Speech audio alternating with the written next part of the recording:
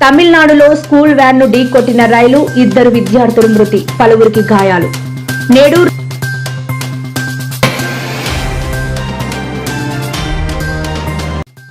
రాజశేఖర్ రెడ్డి 76వ జయంతి, కుటుంబంతో కలిసి ప్రత్యేక ప్రార్థనలు నిర్వహించిన జగన్.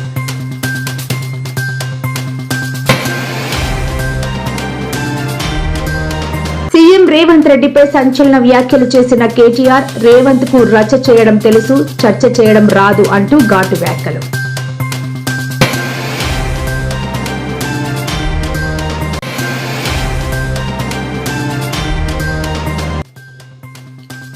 మాజీ ఎమ్మెల్యే ప్రసన్న కుమార్ రెడ్డి ఇంటిపై టీడీపీ గూండాలు దాడి, మండిపడ్డ నెల్లూరు వైఎస్ఆర్సీపీ శ్రేణులు.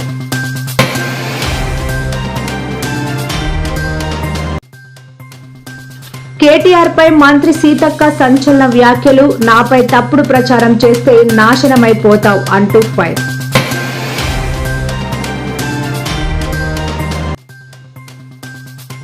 వైసీపీ నేతలకి స్ట్రాంగ్ వార్నింగ్ ఇచ్చిన పవన్ కళ్యాణ్, మహిళల జోలికి వస్తే చట్ట ప్రకారం చర్యలుంటాయి అంటూ వెల్లడి. తమిళనాడులోని కడలూరు సమీపంలో ఈ ఉదయం తీవ్ర విషాదం చోటు చేసుకుంది. చెమ్మన్ కుప్పం రైల్వే క్రాసింగ్ వద్ద పాఠశాల విద్యార్థులతో వెళుతున్న వ్యాన్ ను రైలు బలంగా ఢీకొట్టింది. ఈ ఘోర దుర్ఘటనలో 2 విద్యార్థులు అక్కడికక్కడే ప్రాణాలు కోల్పోగా పలువురు తీవ్రంగా గాయపడ్డారు. విద్యార్థులతో కూడిన స్కూల్ వ్యాన్ చెమ్మన్ కుప్పం వద్ద రైల్వే ట్రాక్ ను దాటుతోంది. అదే సమయంలో వేగంగా వస్తున్న రైలు వ్యాన్ ను ఢీకొట్టింది. ప్రమాద తీవ్రతకు వ్యాన్ నుజ్జునుజ్జయింది. ఈ ఘటనలో ఆ ప్రాంతంలో ఆర్తనాదాలు మిన్నంటాయి. ప్రస్తుతం వారికి వైద్యులు చికిత్స అందిస్తున్నారు. గాయపడిన వారికి ఖచ్చితమైన సంఖ్య తెలియాల్సి ఉంది. ఈ ఘటనపై కేసు నమోదు చేసుకున్న పోలీసులు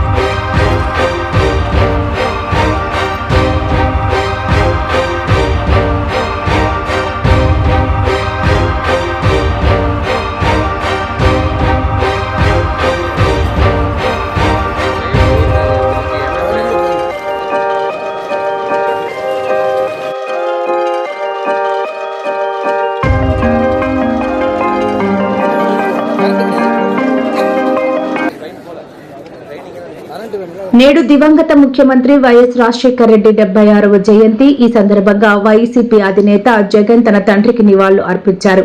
కడప జిల్లా ఇడుపులపాయలోని వైఎస్ఆర్ ఘాటును ఆయన కుటుంబ సభ్యులతో కలిసి సందర్శించారు. ఉదయం వైఎస్ఆర్ ఘాట్ వద్దకు చేరుకున్న జగన్ తన తండ్రి సమాధిపై పుష్పగుచ్చం ఉంచి శ్రద్ధాంజలి ఘటించారు. అనంతరం అక్కడ నిర్వహించిన ప్రత్యేక ప్రార్థనల్లో పాల్గొన్నారు. ఈ కార్యక్రమంలో జగన్ తల్లి విజయమ్మ కూడా పాలుపంచుకున్నారు. ప్రార్థనల అనంతరం జగన్ తన తల్లిని ఆప్యాయంగా పలకరించగా ఆమె కుమారుడిని ఆశీర్వదించారు.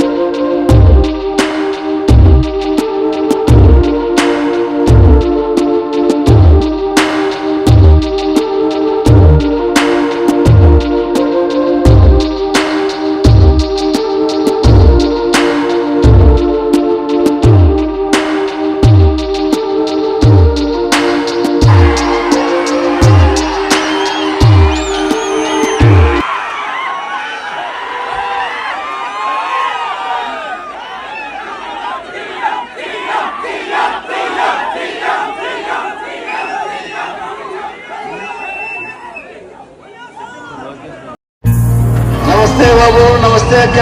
రాజకీయాలలో వచ్చినప్పుడు నానప్పుడు ఒక మాట అంటూ ఉండేవాడు, ఎన్నాళ్ళు బతికామన్నది కాదు ముఖ్యం, బ్రతికినంత కాలం మనం ఎలా బతికామన్నదే ముఖ్యము అని.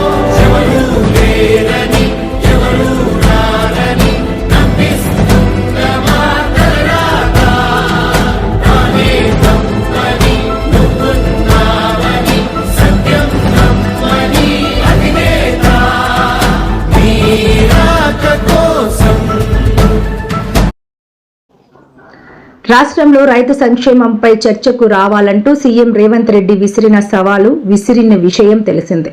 అయితే ఆ సవాలును స్వీకరించి కేటీఆర్ చెప్పినట్లుగానే ఇవాళ ఉదయం సరిగ్గా 11 గంటలకు సోమాజిగూడ ప్రెస్ క్లబ్కు చేరుకున్నారు. సీఎం రాక కోసం కాసేపు వేచి చూసి కేటీఆర్ అనంతరం మీడియాతో మాట్లాడుతూ ఎన్నికల ముందు కాంగ్రెస్ నోటికొచ్చినట్లుగా హామీలు ఇచ్చి ప్రజలను మోసం చేసిందన్నారు. రేవంత్ రెడ్డి సవాళ్లు విసిరి మాట తప్పారని తెలిసినా రైతు సంక్షేమంపై చర్చకు సవాలును స్వీకరించామని అన్నారు. చర్చకు సీఎం రాకపోయినా మంత్రులైనా వస్తారని అనుకున్నామని కామెంట్ చేశారు. రేవంత్ కు రచ్చ చేయడం తెలుసు, చర్చ చేయడం రాదని సెటైర్లు వేశారు. గతంలో కూడా ఇట్లాగే కొడంగల్లో ఓడిపోతే రాజకీయ సన్యాసం చేసి తప్పుకుంటాను 3 నెలల్లోనే మాట మార్చి మళ్ళీ పార్లమెంట్లో పోటీ చేసినాం. అట్లాగే హైదరాబాద్ GHMCలో బీఆర్ఎస్ గనక సొంతంగా గెలిస్తే నేను రాజకీయాలు సన్యాసం తీసుకుంటాను, అప్పుడు మాట తప్పినావు. అందుకే నీ మాట మీద నమ్మకం లేదు కాబట్టే మేమే చెప్పినాం, మా పార్టీ తరఫున మేము ప్రెస్ క్లబ్ బుక్ చేస్తాం, ఆ ప్రెస్ క్లబ్కు మీరు రండి 11 గంటలకు జూలై 8 తారీఖు నాడని చెప్పినాం. మీరు చెప్పినట్టుగానే కొడంగల్లో ఎక్కడో కాదు, ముఖ్యమంత్రి గారి సొంత నియోజకవర్గం కొడంగల్లో కూడా ఇంతవరకు రైతు బంధు పడని 670 మంది జాబితాతో సహా, రైతుల జాబితాతో సహా, వాళ్ళ పేర్లు, ఫోన్ నంబర్లు, వాళ్ళ ఇంటి అడ్రస్తో సహా మేము చర్చకు సిద్ధమై బయలుదేరిపోతా ఉన్నాం. అట్లాగే రాష్ట్ర వ్యాప్తంగా మరి జరగని రుణమాఫీ, పడని రైతు బంధు, అదేవిధంగా రాని బోనస్సు, రైతు శ్రేయస్సుకు సంబంధించి ప్రతి అంశం మీద విస్తారంగా చర్చించడానికి మా పార్టీ నాయకత్వం మొత్తం కూడా సిద్ధమై మొత్తం సమాచారంతో సహా, ప్రభుత్వ అధికారిక సమాచారంతో సహా మేము ఇవాళ ప్రెస్ క్లబ్కు బయలుదేరిపోతా ఉన్నాం. ముఖ్యమంత్రి గారు నిన్ననే బయలుదేరి ఢిల్లీ పోయినారంట. మేము అనుకున్నాం వస్తారేమో అనుకున్నాం, ఆయనే ముచ్చటపడి పిలిచిండు కదా వస్తారేమో అనుకున్నాం, రావడం లేదని నేను అనుకుంటా ఉన్నాను, ఎందుకంటే ఢిల్లీలో ఉన్నానని చెప్తున్నారు. మరి వ్యవసాయ మంత్రి గారు వస్తారా, లేదా ఇంకెవరన్నా బాధ్యత గల మంత్రి గారు వస్తారా, లేక ఉప ముఖ్యమంత్రి గారు వస్తారా మాకు తెలియదు. ఎందుకంటే ముఖ్యమంత్రి గారు స్వయంగా విసిరిన సవాల్ కాబట్టి. గత 18 నెలలుగా రాష్ట్రంలోని 70 లక్షల మంది రైతుల్ని, అట్లాగే కోట్లాది కుటుంబాల్ని నోటికొచ్చిన హామీ ఇచ్చి, నోటికొచ్చిన వాగ్దానం చేసి, మొత్తంగా 420 హామీలు, 6 గ్యారంటీలు, 100 రోజులు అని డైలాగులు కొట్టి ఆఖరికి గ్యారంటీ కార్డులు ఇచ్చి, అఫిడవిట్లు రాసి, బాండ్ పేపర్ మీద రాసి మోసం చేసి గద్దెనెక్కి 18 నెలల తర్వాత కూడా ఒక్కటంటే ఒక్క హామీ నిలబెట్టుకోగా మీదికెళ్ళి తెల్లారి లేస్తే రంకెలు, తెల్లారి లేస్తే అరుపులు, గావు కేకలు, బూతులు, ఇది తప్ప 18 నెలలుగా చేసింది లేదు. కానీ బేసిక్ నాలెడ్జ్ లేని ముఖ్యమంత్రి అని తెలిసినా ముఖ్యమంత్రి ముచ్చటపడుతుంది కదా, దమ్ముంటే రండి చర్చకు అని ఖార్గే సాబ్ సాక్షిగా సవాల్ విసిరింది కదా. కేసీఆర్ వస్తాడా, కేటీఆర్ వస్తాడా, ఎవరు వస్తారో రండి అని తొడగొట్టిండు కదా. వస్తాడేమో అనుకొని బేసిక్ నాలెడ్జ్ లేదు కాబట్టి ఓ 72 గంటల టైం తీసుకో, ప్రిపేర్ అయ్యి రా, నువ్వు ఎక్కడికి రమ్మంటే అక్కడికి వస్తాం. ఒకవేళ ఎందుకంటే నీకు మాట మీద నిలబడే అలవాటు లేదు కాబట్టి, నువ్వు మాట తప్పుతావని తెలుసు కాబట్టి, నీకు జూలై 8 నాడు 11 గంటలకు మేమే ప్రెస్ క్లబ్కి వస్తాం. ప్రెస్ మిత్రుల సాక్షిగా ఒక న్యూట్రల్ వెన్యూ మీద రాష్ట్రంలో మీడియా సాక్షిగా, రాష్ట్ర ప్రజల సాక్షిగా ఎవరేం చేసిండ్రో రాష్ట్ర రైతాంగానికి, రాష్ట్రంలోని యువతకు 10 ఏళ్ల కేసీఆర్ ప్రభుత్వం ఏం చేసిందో, 18 నెలల నీ ప్రభుత్వం ఏం చేసిందో తేల్చుకుందాం రమ్మని. గతంలో కూడా ఇట్లాగే వస్తుంది తప్ప రైతుల గురించి మాట్లాడడం మాత్రం వస్తాడేమో అనుకున్న ముఖ్యమంత్రి. పోనీ ముఖ్యమంత్రి రాకపోతే ఆయన తరపున ఒక బాధ్యత గల్ల ఉప ముఖ్యమంత్రినో, ఒక వ్యవసాయ మంత్రినో, లేదా మరొక మంత్రినో పంపుతారేమో అనుకున్నా. కానీ వాళ్ళు తేలిపోయింది, రేవంత్ రెడ్డికి రచ్చ చేయడం వచ్చి తప్ప చర్చ చేయడం రాదు అనేది మాత్రం ఖరాఖండిగా తేలిపోయింది.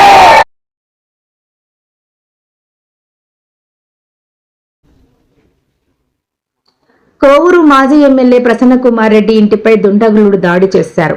స్థానిక ఎమ్మెల్యే ప్రశాంత్ రెడ్డిపై ఆయన అనుచిత వ్యాఖ్యలు చేశారని దాడికి పాల్పడ్డారు. అయితే ఆ సమయంలో ప్రసన్నకుమార్ రెడ్డి ఇంట్లో లేరు, కానీ ఫర్నిచర్, కారు ధ్వంసమైంది. సమాచారం తెలుసుకున్న పోలీసులు ఘటనా స్థలాన్ని పరిశీలించారు. ఘటనపై కేసు నమోదు చేసి దర్యాప్తు చేస్తున్నారు. మరోవైపు వైసీపీ కార్యకర్తలు సైతం భారీగా తరలివచ్చారు. ఎమ్మెల్యేకు వ్యతిరేకంగా నినాదాలు చేశారు. ఇది రెడ్ బుక్ రాజ్యాంగం అంటూ మండిపడ్డారు. నిందితులపై పోలీసులు కఠిన చర్యలు తీసుకోవాలని డిమాండ్ చేశారు.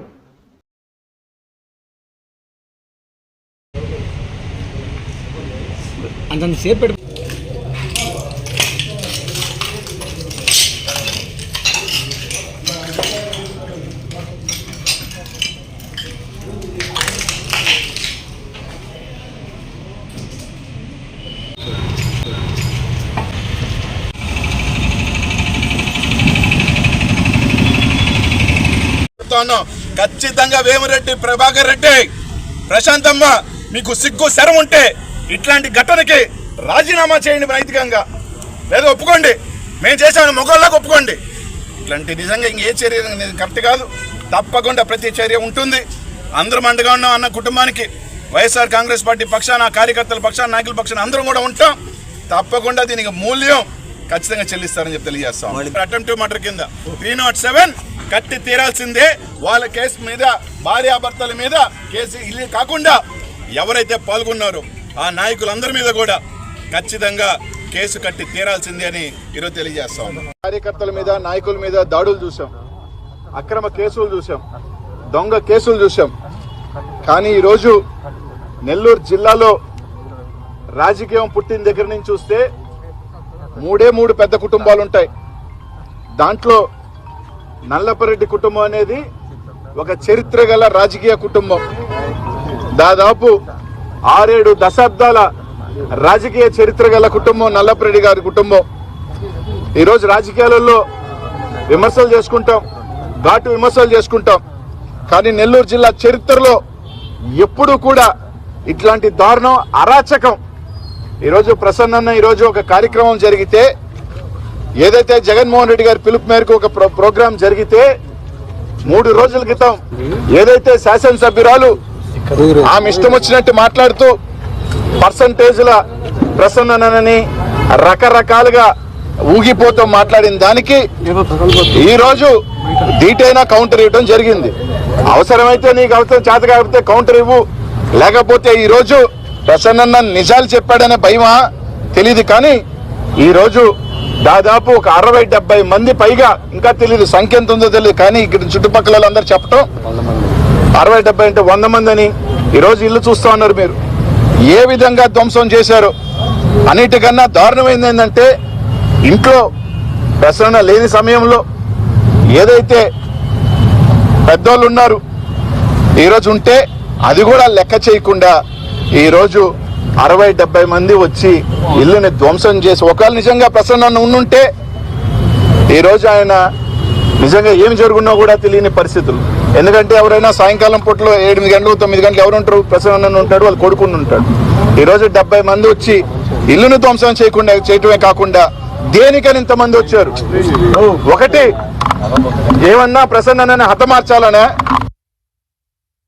ఒక రాష్ట్రంలోనే ఒక senior most politician Prasanna Kumar Reddy గారు, ఆయన ఇంటి మీద జరిగినటువంటి దాడిని ఇప్పుడు చూసినాం. అసలు మేమంతా చెప్తే ఏదో దాడి చేస్తున్నారంటే బయట నుంచి ఎవరైనా రాళ్ళు వేసి ఉంటారేమో అనుకుని ఇక్కడికి వచ్చి చూసిన తర్వాత ధ్వంసం చేస్తున్నారు. లోపల ఒక్క వస్తువు కూడా శుద్ధంగా ఉంచలే. సరే, ఈవెన్ బెడ్రూమ్స్ లోకి వెళ్ళి ఒక పెద్ద ఆమె, ప్రసన్నకుమార్ రెడ్డి అన్న వాళ్ళ అమ్మ, ఆమె చాలా వృద్ధురాలు, ఆమె ఉంటే కూడా ఆమెను పక్కకు నెట్టేసి ఆ బెడ్రూమ్స్ లో కానీ కిచెన్ లో కానీ చేసినటువంటి దారుణమైనటువంటి పరిస్థితులు చూస్తా ఉంటే కళ్ళ మీద నీళ్ళు వస్తా ఉన్నాయి. కింద చూస్తే ఆ కారును చూస్తే మనుషులు కనుకుంటే ఆ మనుషులను చంపడానికి కూడా ప్రయత్నిస్తా వాళ్ళు చేసినటువంటి దారుణమైనటువంటి ఘటన చూస్తే మాటలు కూడా రావట్లా. ఎస్పీ గారు కూడా ఒకటి గుర్తుపెట్టుకోవాలా, ఏంటి లా అండ్ ఆర్డర్ ఏమవుతా ఉంది? నెల్లూరు జిల్లా ఎలా ఉండింది ఒకప్పుడు? ఎంత ప్రశాంతంగా ఉండింది? వైఎస్ఆర్సీపీ గవర్నమెంట్ ఎప్పుడైనా చూసినామా ఇట్లా? కాకన గోవర్ధన్ రెడ్డి గారి మీద అక్రమ అరెస్ట్ చేసి ఈ రోజుకి 2 నెలలుగా లోపల పెట్టున్నారు. సో దాని మీద ఫైట్ చేస్తా ఉన్నాం. మా వాళ్ళ మీద కేసులు పెడతా ఉన్నారు, మాకు సంబంధించిన వాళ్ళ ఇళ్ళని ధ్వంసం చేయడానికి చూస్తా ఉన్నారు. సో ఇదంతా ఒక ఎత్తు అయితే, డైరెక్ట్ గా ఒక ఎమ్మెల్యే క్యాండిడేట్ ఒక సీనియర్ పొలిటీషియన్ మీదకి ఈ విధంగా దాడి చేస్తే దీనికి బాధ్యులైనటువంటి ముందున్నటువంటి వాళ్ళని కానీ చేయించినటువంటి వాళ్ళని కానీ ఒక్కరిని కూడా విడిచిపెట్టే ప్రసక్తే ఉండదు. ప్రతి ఒక్క మరోసారి సిబిహెచ్ ఉన్న ఒకాయం మాత్రమే తీసుకో. అప్పటికి పెద్దాం పైన కూడా ఎవడో ఒకడు పందిలాగా లావుగా ఉండి పెద్దాం మీద కూడా ఉరుకులేసినట్టుగా ఉన్నాడు. మరి అమ్మ ఆ మూల కూర్చుంటే భయపడి కూర్చుంటే మిగతా వాళ్ళు కొద్దిగా పక్కకు లాగితే వెళ్ళిపోయారు. అలాంటి పరిస్థితుల్లో ప్రసన్న కుమార్ రెడ్డి గారు కానీ వాళ్ళ కొడుకు కానీ ఇక్కడ ఉండుంటే నిజంగా వాళ్ళని హతమార్చి ఉండేవాళ్ళేమో, ఖచ్చితంగా హతమార్చి ఉండేవాళ్ళు. వీళ్ళు వచ్చిన ఈ రౌడీ మూక గంజాయి దాగి వచ్చారు. ఈ రాష్ట్రంలో ఈరోజు గంజాయి విచ్చలవిడిగా ఉంది. ఎవరికైతే ఈ గంజాయి వచ్చి వస్తే తప్ప ఆ ఇల్లు చూస్తే ఈ గంజాయి బేస్ తప్ప ఇంకొకరు మామూలుగా వస్తే అంత దారుణంగా ప్రవర్తించలేరు. ఈ జిల్లాలో ఇదే మొదటిసారి. నాకు లోపల ఎవరున్నారు ఏంటి అనేది చూడకుండా ఇంటిని ధ్వంసం చేసుకుంటా లోపల పోతే ఎవరయ్యా లోపల ఉన్న పెద్దామి తెలుసా వీళ్ళకి? ఆమె ఎవరో నల్లపురెడ్డి శ్రీనివాసరెడ్డి గారి భార్య అండి, పెద్దామె. ఎవరైనా ఆమెకు నమస్కారం పెట్టి పోవటమే చూస్తుంటుంది ఆమె. మాకు తెలిసి మాతో సహా ఎవరైనా ఆమెకి నమస్కారం పెట్టి పోవాల్సిందే. అంత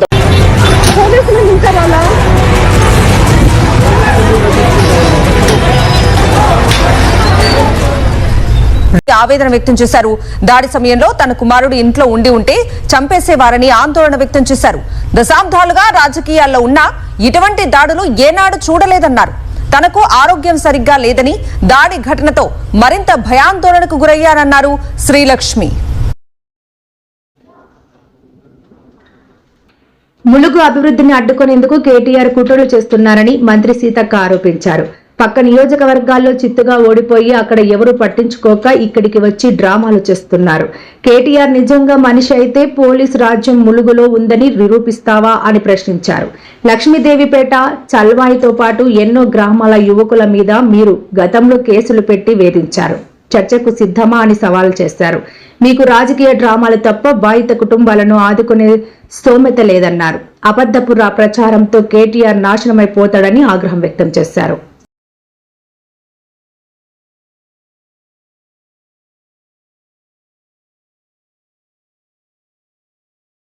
బీఆర్ఎస్ వర్కింగ్ ప్రెసిడెంట్ కేటీఆర్ పోస్తోందన్నారు. పక్క నియోజకవర్గంలో చర్చకు రావాలని సవాల్ చేశారు మంత్రి సీతక్క. ఉందయ్యా, మీకంటే ఎక్కువ తెలిసిన బిడ్డలం మేము మా జాతుల గురించి. కాబట్టి అసత్యాలు ప్రచారం చేయకండి. అందుకోసము ఎంతసేపు సీతక్కని అసలు టార్గెట్ చేస్తే ఏమవుతుంది? మా పనిని విమర్శించండి. మేము ఏదో తప్పు చేసినామో వివరించండి. ఏదో పబ్లిక్లోకి రాండి. రోడ్డుకు వచ్చినట్టు చేస్తానన్నా అరెస్ట్ చేస్తారు, దాన్ని హైలైట్ చేసుకోవాలా? ఇంతే తప్ప ఇంకోటి ఏమన్నా ఉన్నదా? కాబట్టి చిల్లర రాజకీయాలు మానండి. నిర్మాణాత్మకమైనటువంటి ప్రతిపక్షంగా మెదలండి. అయ్యా కేటీఆర్, నీ చెల్లె ఎట్లా నీ మీద మన్ను పోస్తుంది, నాతోటి పెట్టుకుంటే నువ్వు నాశనం అయిపోతావు. ఇంతకంటే నేనేం అనలేను. నాతోటి పెట్టుకుంటే నువ్వేం బాగుపడవు. ఎందుకంటే నా దగ్గర అదొకటే ఉంది. మెదలండి. అయ్యా కేటీఆర్, నీ చెల్లె ఎట్లా నీ మీద మన్ను పోస్తుంది, నాతోటి పెట్టుకుంటే నువ్వు నాశనం అయిపోతావు. ఇంతకంటే నేనేం అనలేను. నాతోటి పెట్టుకుంటే నువ్వేం బాగుపడవు. ఎందుకంటే నా దగ్గర అదొకటే ఉంది, శాపనార్థం తప్ప ఇంకా నా దగ్గర నీ లెక్క కుల బలము, ధనబలము, అధికార బలము, అహంకారము మరి ఏమి లేదు. నేను సింగల్. ఇంతకంటే ఇంకోటి ఏం లేదు. కేటీఆర్, నువ్వు పెట్టుకుంటే నీ సమౌజ్యులతోటి నువ్వు పెట్టుకో, కానీ ఒక ఆడకూతులతో ఇంట్లో ఆడబిడ్డను ఓర్వైతే బయట ఆడబిడ్డల్ని ఎదగనివైతే.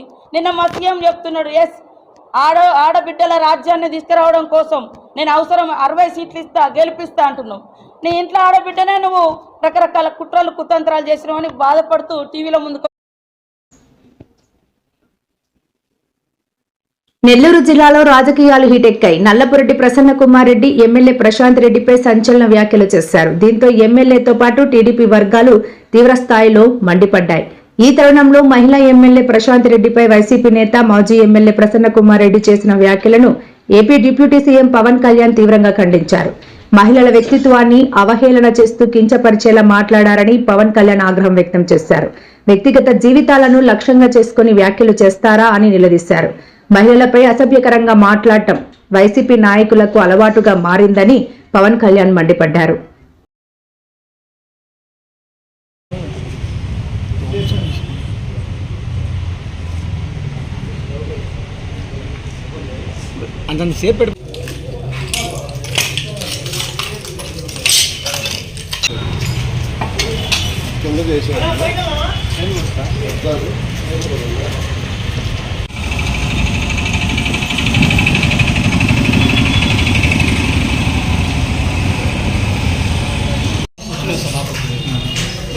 రాళ్ళు వస్తా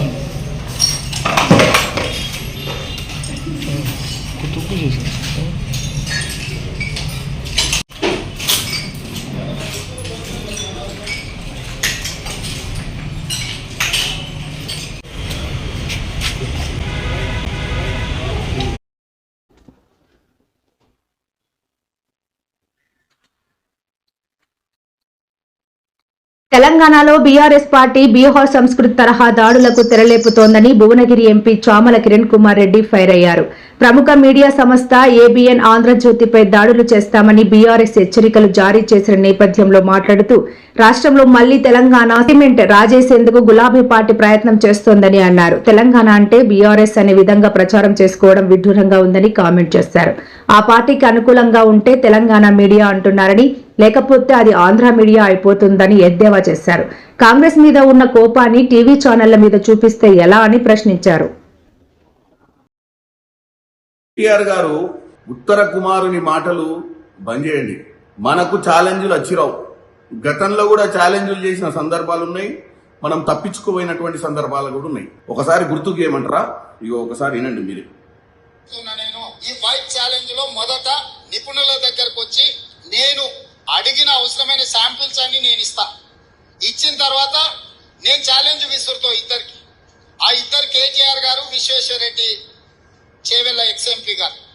ఆ తర్వాత వాళ్ళిద్దరు వచ్చి ఈ వైట్ ఛాలెంజ్ స్వీకరించి వాళ్ళు శాంపిల్స్ ఇవ్వాలి. ఈ రకంగా తెలంగాణ రాష్ట్రంలో ఆదర్శంగా యువతకు మనం ముందుండి ఈ డ్రగ్స్ మహమ్మారిన పడకుండా తెలంగాణ సమాజాన్ని, దేశంలో యువతను కాపాడడం. ఏం డ్రగ్స్ ఏం టెస్ట్? డ్రగ్స్ టెస్ట్ ఏంటి? నేను కుల్లా అంటున్నా. డ్రగ్స్ కాదు, నా రక్తం తీస్తాడా, నా చర్మం తీసుకోపోతాడా, ఏం తీసుకోదా తీసుకోపోమను. ఇక్కడనే ఉంటారా మనం? ఏ డాక్టర్ని తీసుకొస్తాడో, ఏ గుండు కొట్టడైనా తీసుకొస్తాడో తీసుకురమ్మను. నా బొచ్చు ఇస్తా, నా రక్తం ఇస్తా, నా గోర్లు ఇస్తా, అని బుంద ఏం ఉన్నాడు ఇస్తా, కిడ్నీ ఇవ్వడి, కిడ్నీ కూడా ఇస్తా. డ్రగ్స్ విషయంలో ఛాలెంజ్ విసురుతున్నా నేను. కేటీఆర్ గారు గతంలో బొచ్చిస్తా, కిడ్నీలు ఇస్తా, అన్ని ఇస్తా అని చెప్పి తప్పించుకొని పోయినటువంటి సందర్భాలు ఉన్నాయి. ఇప్పుడు కూడా మీరు ప్రెస్ క్లబ్కి రమ్మని చెప్పి, ప్రెస్ క్లబ్ కొంచెం దూరం అవుతుంది, ఈ జూబ్లీహిల్స్ క్లబ్కి రా, ఇక్కడ సినిమా వాళ్ళది ఒకటి ఉంది, గెస్ట్ హౌస్ ఆడికి రా అంటే వచ్చే పరిస్థితి ఉండదు ప్రభుత్వాన్ని. ఇవాళ ప్రజలు గెలిపించుకున్నటువంటి ప్రభుత్వం మీ 10 ఏళ్ల సంసారం సరిగ్గా లేదని. ఈ రోజు ప్రజలకు సంవత్సరన్నర పాలనలో రైతు భరోసా వచ్చిందా, రైతు రుణమాఫీ వచ్చిందా, సన్న బియ్యం తింటుర్రా, ఇంద్రం మిల్లులు వచ్చినాయా, 200 యూనిట్ల కరెంట్ వచ్చిందా, 500 రూపాయల సిలిండర్ వచ్చిందా అనేది ప్రజలు చెప్తారు. ఇంకోటి, నువ్వు ఈరోజు ప్రభుత్వాన్ని ఛాలెంజ్ చేసే స్థాయి గాని, స్తోమత గాని, అర్హత గాని నీకు లేవు. దివంగత సీఎం వైఎస్ రాజశేఖర రెడ్డి గుర్తుగా అభ్యుదయ రైతులకు వైఎస్ఆర్ అవార్డులు ఇవ్వాలని ప్రభుత్వం ఆలోచన చేస్తోందని ఉప ముఖ్యమంత్రి బట్టి విక్రమార్క కీలక ప్రకటన చేశారు. అందులో భాగంగా వైఎస్ఆర్ పేరు మీద ఒక ఫౌండేషన్ ను ఏర్పాటు చేసి దాని ద్వారా కార్యక్రమాలను నిర్వహించాలనే ఆలోచన చేస్తున్నట్లు డిప్యూటీ సీఎం తెలిపారు. దివంగత సీఎం వైఎస్ రాజశేఖర రెడ్డి జయంతి సందర్భంగా బంజారాహిల్స్ వద్ద కాంగ్రెస్ నేతలు విగ్రహానికి పూలమాలలు వేసి నివాళులు అర్పించారు. అనంతరం ముఖ్యమంత్రి బట్టి విక్రమార్క మీడియాతో మాట్లాడారు.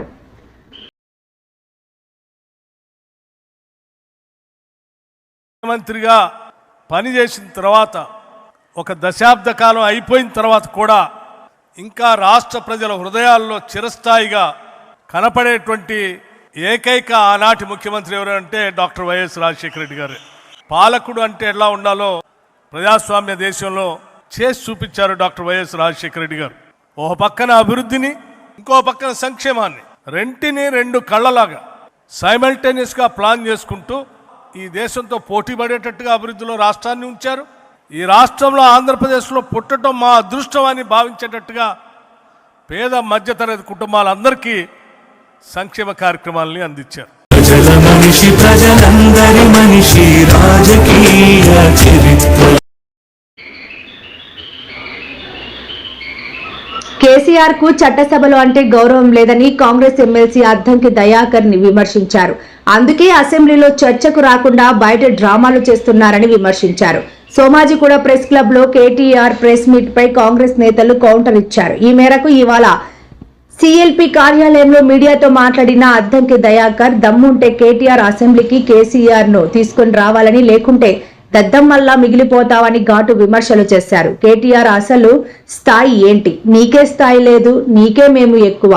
కేటీఆర్ ఇకనైనా ఇలాంటి చిల్లర చేష్టలు మానుకోవాలి. తెలంగాణ ప్రజలు మిమ్మల్ని నమ్మే పరిస్థితిలో లేరన్నారు. అసెంబ్లీలో తేల్చుకుని రమ్మనండి, సమయం ఆయనే చెప్పమనండి, వేదిక ఆయనే చెప్పమనండి, లేకపోతే ఏ సెంటర్ అయినా ఏదైనా నష్టం లేదు, కానీ అసెంబ్లీ అయితే బాగుంటుంది అనేది మా ప్రతిపాదన. రైతుల సమస్యలే కాదు, అన్ని రకాలు మీరు ఏ ప్రశ్నలైనా అడగొచ్చు, ఏదైనా సమాధానం చెప్పొచ్చు, మీ ఇష్టం వచ్చిన సమయం ఉంటుంది. అసెంబ్లీలో తేల్చుకుందాం రా అని అంటే మరి మీ డాడీ ఏమో అసెంబ్లీకి రావట్లేడు, నువ్వేమో బస్తీ మేసావాలని చాలా జబర్దస్తిగా చెప్తా ఉన్నావు. మరి నిన్నేమో ఎవరు పట్టించుకునేటట్లేదు, మీ పార్టీలో మీరు ముగ్గురు అయిపోయినరు. కాబట్టి ఇట్లాంటి పరిస్థితుల్లో కాంగ్రెస్ పార్టీ ఎవరితో చర్చించాలి, లేకపోతే ప్రభుత్వం ఎవరితో చర్చించాలి అని అంటే ప్రతిపక్ష నాయకులతో చర్చిస్తారు. మీలాంటి వాళ్ళతో చర్చించాలంటే మీ క్రెడెన్షియల్స్ సమస్య ఉంది.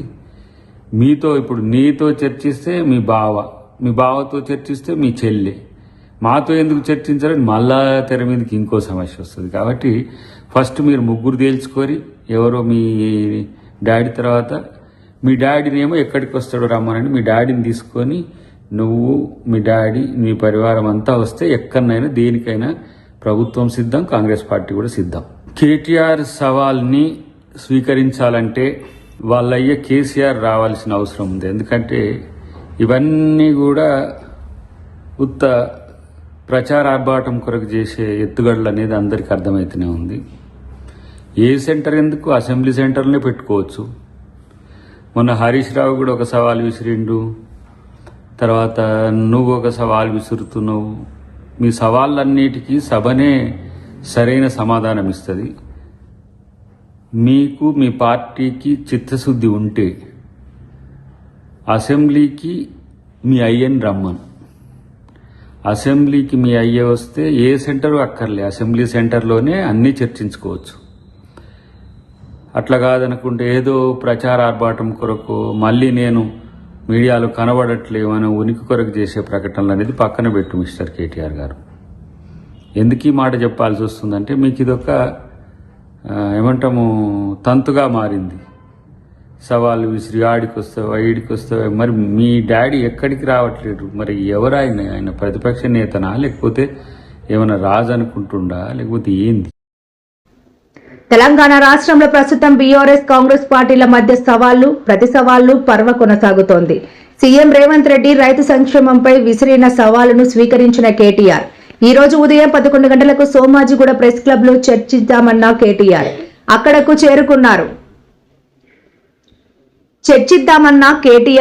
చేరుకున్నారు. తెలంగాణలో కాంగ్రెస్ ప్రభుత్వం ప్రజల కోసం అనేక కార్యక్రమాలు చేస్తుంది. ప్రజాస్వామ్యం ప్రకారం చర్చలను అసెంబ్లీ సమావేశాల్లో చర్చిద్దామని, ప్రతి చర్చ ప్రజలకు తెలియాలి, ఆన్ రికార్డులో ఉన్న విషయాలు భవిష్యత్ తరాలకు తెలుస్తాయని, చర్చల అనంతరం ప్రజలే అన్ని తేలుస్తారని మంత్రి పొన్నం ప్రభాకర్ ఈ సందర్భంగా చెప్పుకొచ్చారు. ముఖ్యమంత్రి బంకచర్ల ఇష్యూ కావచ్చు, శాసనసభ వేదికగా మేము చర్చకు సిద్ధమని, లేదా జరిగే శాసనసభ సమావేశంలో ఏ విధంగానైనా మేము చర్చకు అర్ధరాత్రి వరకు కూడా సభను నడుపుతూ అవకాశం ఇస్తూ ఉన్నాం.